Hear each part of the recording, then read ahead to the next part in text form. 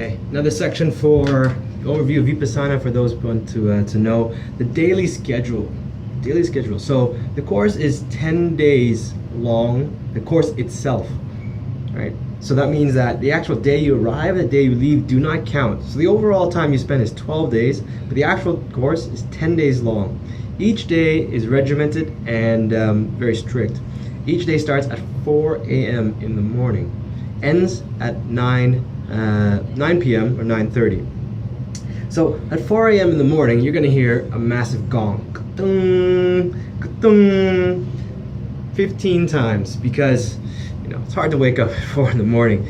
And you have half an hour to do whatever you like, including sleeping in if you prefer, before you have to start meditation at 4:30.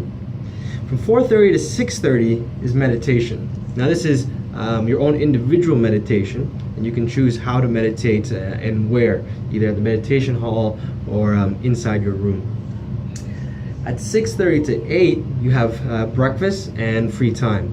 So at 6:30 you hear the gong again, you go out, you grab some food, and then you can do whatever you like. So again, some people might catch up for sleep, and others might be doing their laundry or just walking around or sitting around. From 8 to 9, you have group meditation. So you have to meditate with everybody in the hall.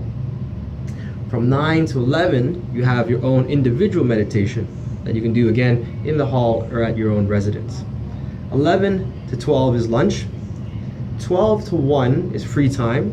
This is also the time where you can schedule a 10-minute chat with the teacher to ask anything to clarify around the teachings, about the meditation, about the lessons, about any difficulties that you may face when it comes to meditating. And trust me, I went to the teacher by 4 or 5 times trying to clarify a few things. From 1 to 2:30, you have your own individual meditation again. 2:30 to 3:30, group meditation. 3:30 to 5 o'clock, your own individual meditation. 5 to 6 is tea break and having, do whatever you like to do, again, laundry or whatever. 6 to 7 is another group meditation. 7 to 8, roughly, is lessons and discourse. This is where we would go and get our lessons for the day. And the idea is we would practice throughout the day, then you get lessons explaining what you did, and then instructions for the next day. A lot of us look forward to the 7 o'clock because that's the only time when you have a lot of different, if you will, stimulation. You get to see the teacher, and he's sharing all the stories and the lessons and the techniques, answering a lot of questions or preempting questions that you would have in your mind. After the discourse, at around 8 or 8:15, depending on how long the discourse is, we have again another group meditation until 9 p.m.